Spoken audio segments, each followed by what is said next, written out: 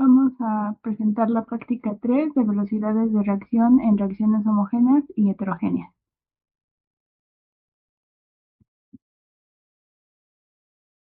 El objetivo de esta práctica fue comprobar cómo la temperatura, las concentraciones y la naturaleza de los reactivos modifican la velocidad de reacción mediante dos experimentos.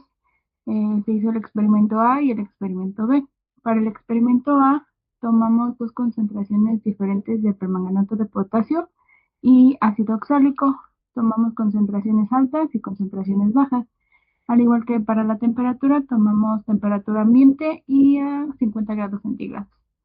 Para el experimento B, analizamos cómo cambia la velocidad de reacción usando cobre, sulfato de magnesio, zinc con ácido clorhídrico.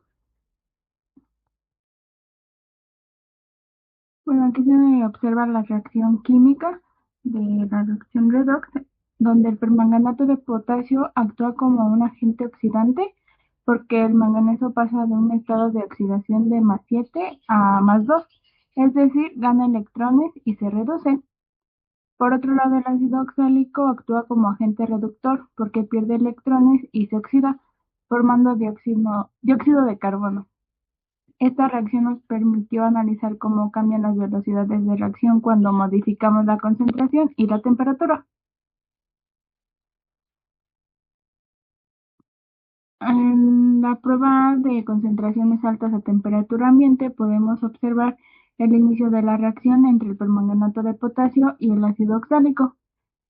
El color morado intenso corresponde al ion permanganato y conforme pasan los minutos el color comienza a disminuir porque el permanganato se está consumiendo durante la reacción. Este cambio de color es un indicador visual del avance de la reacción. Aquí vemos cómo continúa disminuyendo la intensidad del color hasta llegar prácticamente a ser incoloro después de una hora. Esto indica que la mayor parte del permanganato ya reaccionó y como ambos reactivos están en solución acuosa, esta es una reacción homogénea, lo que favorece que las moléculas choquen constantemente y la reacción ocurra con mayor facilidad. Aquí en esta tabla registramos el tiempo y los cambios observados durante toda la reacción.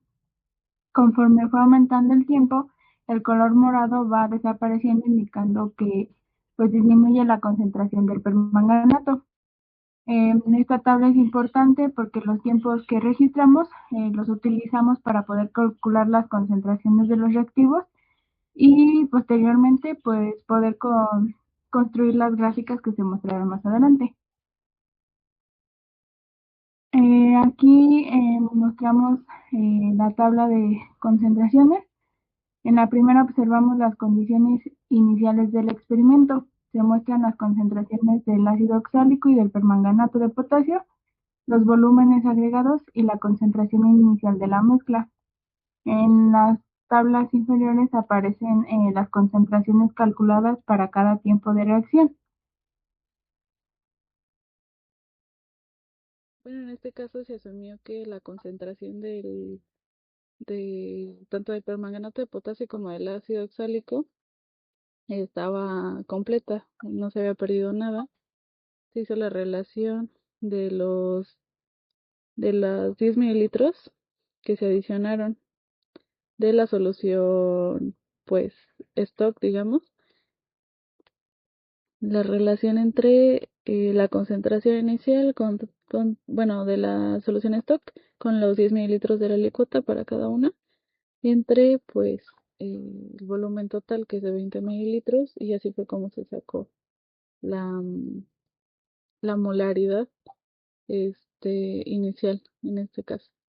Y ya conforme pasó el tiempo, pues la concentración fue disminuyendo, entonces para el permanganato de potasio se hizo esa, esa división respecto al tiempo, con la concentración inicial entre pues el tiempo. Y a partir de este se sacó la concentración del ácido oxálico. y bueno, pues se realizó por el método integral, la cinética para orden cero, orden uno y orden 2.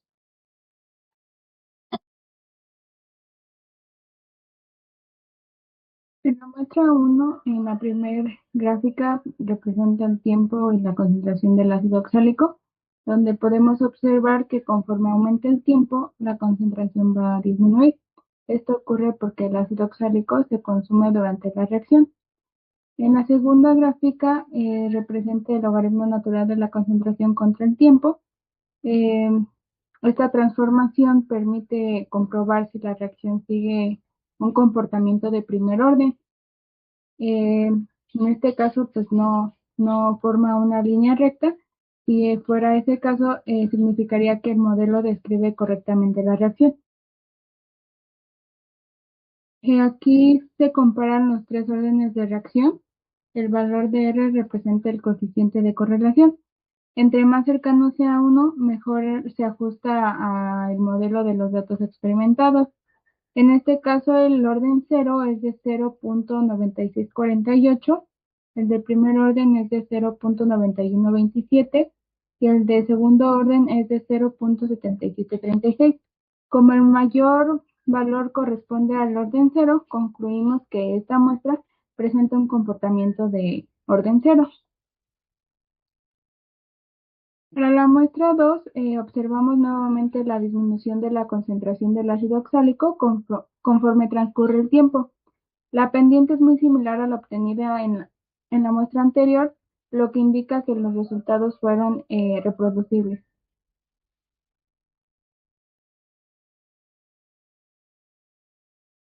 Aquí volvemos a comparar los coeficientes de correlación. El orden cero presenta un valor de 0.9909, siendo el más cercano a 1. Esto confirma que el modelo de orden cero describe mejor el comportamiento experimental. Bueno, aquí tenemos la tabla de variaciones de reacción por orden cero, donde tomamos el tiempo final de cada muestra y para sacar los valores del permanganato y del ácido oxálico, tomamos la concentración inicial del permanganato y se dividió sobre el tiempo final, al igual que con el ácido oxálico, teniendo como valor El valor promedio final fue de 2.499 por 10 a la menos 4 para el permanganato de potasio y de ácido oxálico. La velocidad promedio fue de 3.0437 por 10 a la menos 5.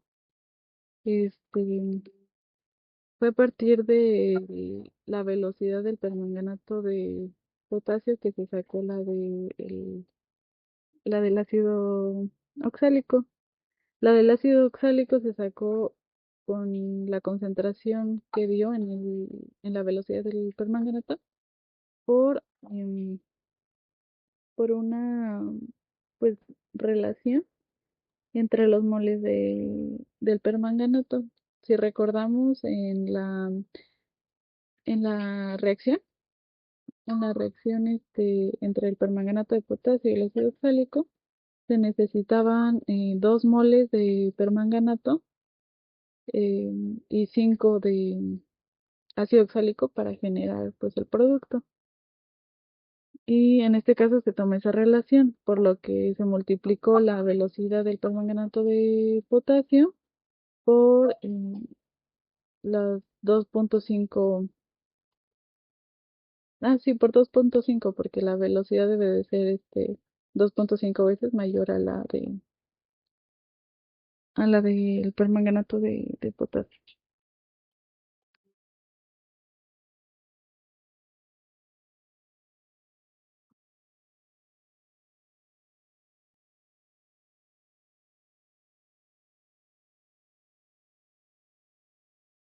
Y bueno, en este caso, em, En este caso observamos el efecto de las concentraciones bajas a 50 grados centígrados. Como pueden ver, el cambio fue bastante rápido. Para el cambio de colores pasó de morado a rojo, rosa, naranja y por toda la escala hasta llegar a transparente, que es lo que nos indica que ya llegó al equilibrio.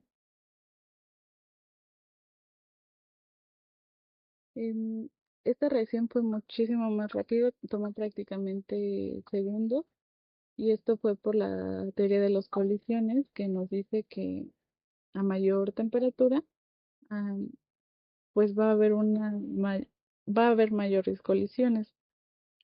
En este caso, para que se dé esta reacción, se tienen que colisionar pues las moléculas entre sí.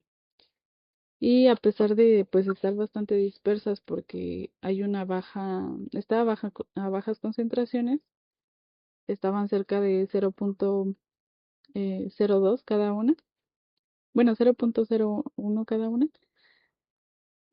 A pesar de estar a bajas concentraciones y estar más dispersas, con el aumento de temperatura, pues aumentó la velocidad de la reacción, y por eso, pues a comparación de la, del experimento pasado, donde se usó una concentración mucho más alta y donde pues estaban las partículas mucho más juntas, y aún así tardó cerca de una hora la reacción, y en este caso lo máximo que tardó fue de 3 minutos con 22 segundos. Y bueno, este experimento pues demuestra que el aumento de la temperatura va a afectar en la reacción, en la velocidad de la reacción del sistema. En este caso igual se tomó el valor inicial de las dos soluciones en, en la solución stock, y bueno, los 10 mililitros de las alícuotas que se tomaron junto con los 20 mililitros totales de la mezcla, y se sacó la molaridad inicial al momento, en su momento cero, ¿no? Donde todavía no habían, apenas iban a comenzar a reaccionar.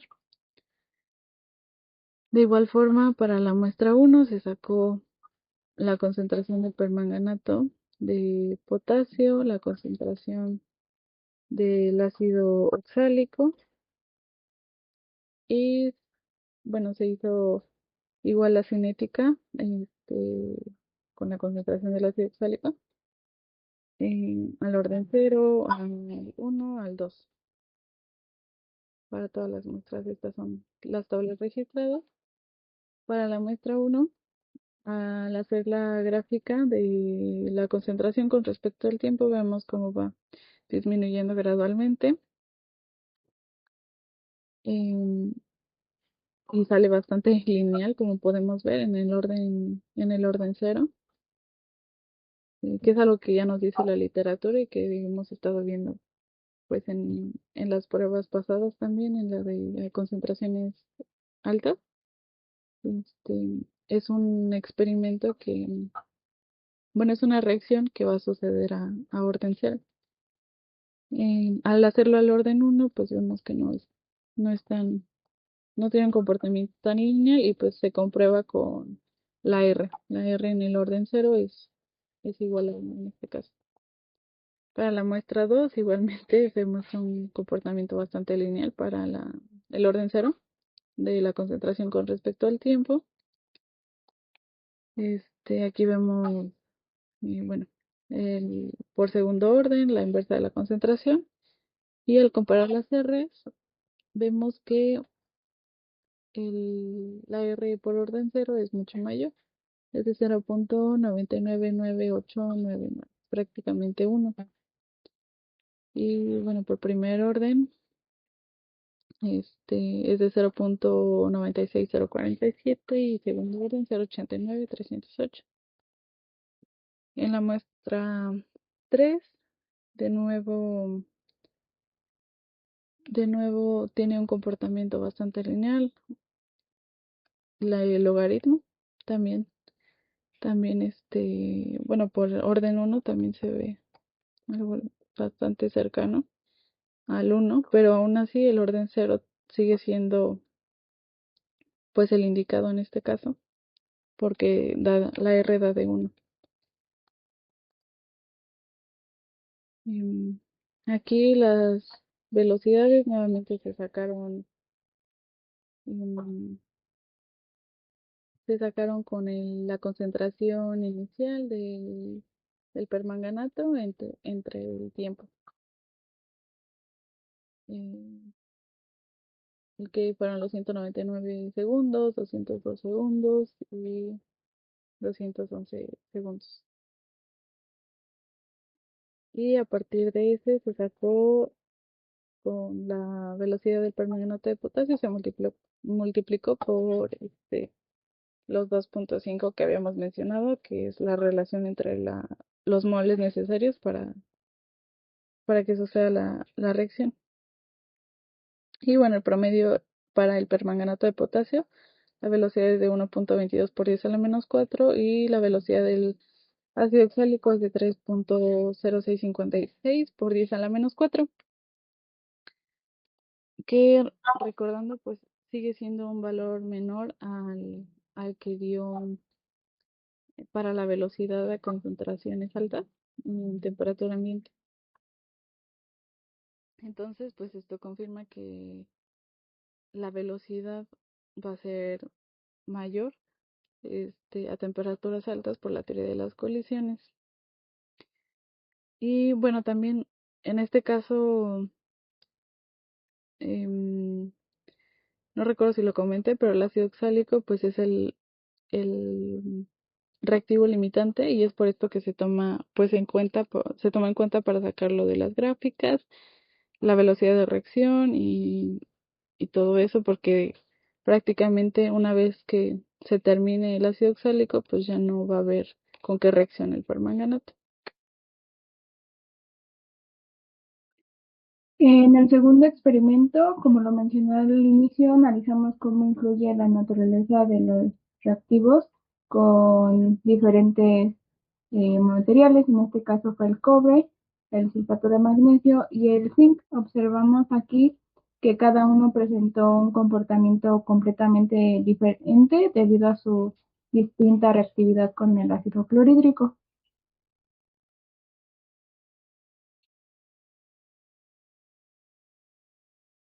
En este caso, al analizar bueno, al poner a reaccionar el cobre, el alambre de cobre en la solución de ácido clorhídrico 0.1 molar, como se usó en su formato de alambre, pues había una menor área superficial.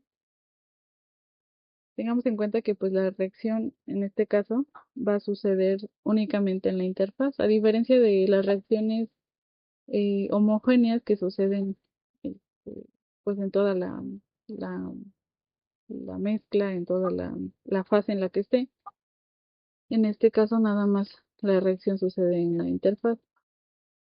Entonces los iones de hidrógeno, que son los que se separan del ácido clorhídrico, eh, van a chocar únicamente y a reaccionar únicamente con la superficie que toquen, con el área superficial que haya.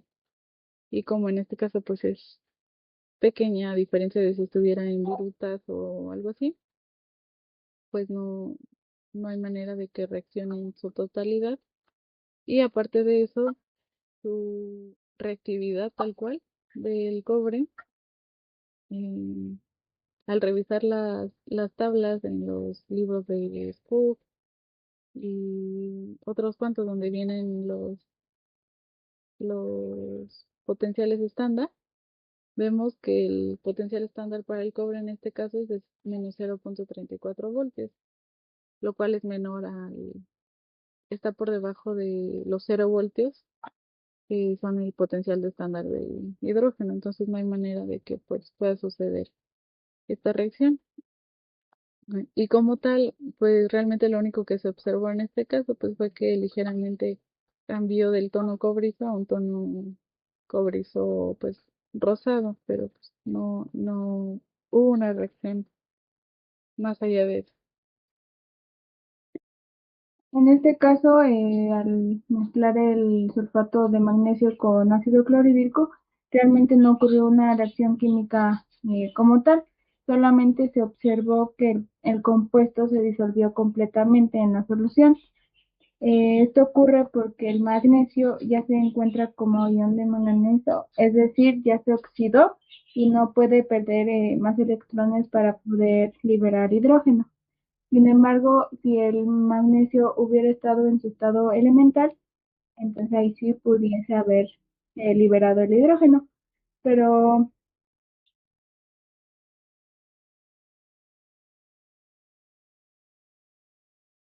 Aparte de eso, su potencial estándar en este caso le favorece porque es de 2.37 voltios. En el caso de que, obviamente, que hubiera estado en su estado elemental, como mencionó mi compañera, pero dado que no es así, pues solamente sucedió un intercambio de iones.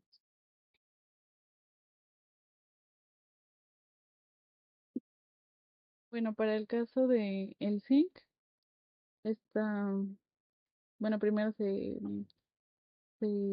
tornó el tubo como grisáceo, se precipitó, pero inmediatamente ocurrió pues sí, una reacción de efervescencia, ¿no? Se liberó el hidrógeno en forma de gas. Este, y esto sucedió, obviamente porque, como vemos, su potencial estándar le favorece, es mayor a cero, es de 0.66 voltios. La reactividad le favorece, estaba en su estado elemental, en este caso pasó de 0 a +2. Y aparte de eso, al utilizarse en forma de polvo, pues de acuerdo a la teoría de las colisiones, también eso ayudó a que incrementaran las colisiones debido pues, a su área superficial. Como había mayor área, fue mucho más fácil reaccionar. Mm, Y bueno, sí fue mucho más fácil para los protones de hidrógeno reaccionar con la superficie sólida. En conclusión, pues vimos en la prueba A, cómo es que la velocidad se vio afectada por las temperaturas, que a mayor temperatura sí fue mucho más veloz la reacción. También obviamente es importante el cambio, la naturaleza del reactivo, como en la prueba B, que en unas no se encontraba el reactivo en cuanto a la del magnesio, que no se usó en su estado elemental, pues obviamente ya no podía reaccionar. Entonces también sabemos que es muy importante su reactividad e incluso su estado físico, y su tamaño de partícula es importante, o inclusive su forma también puede ser. Es importante para que puedan reaccionar de manera más eficaz y que pueda haber una reacción.